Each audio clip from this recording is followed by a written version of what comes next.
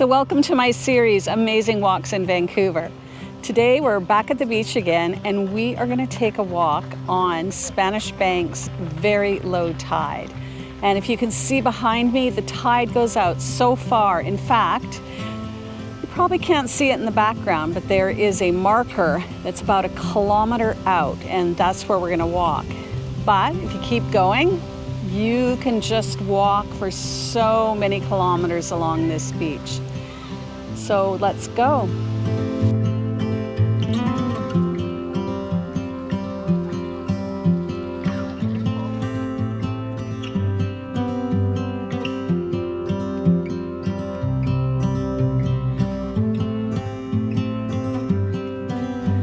So today, not only do we have Jasper, but we have our little friend Murphy, who absolutely loves running on the beach. Murphy, come on, let's go, let's go, let's go. And Jasper loves it too.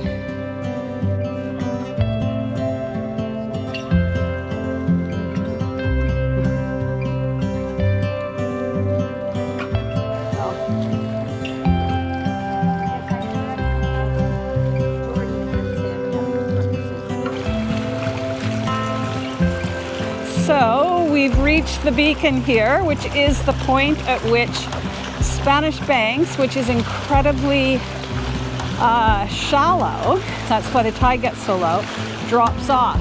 Because you can see the shipping lanes are just right here, and it just rapidly gets so deep. When the tide's really low, even lower than it is now, you can walk all the way and you can touch those wooden piers.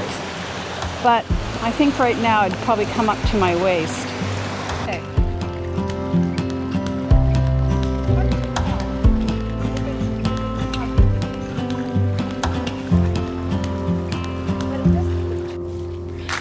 Come on, Jasper, come on, come on.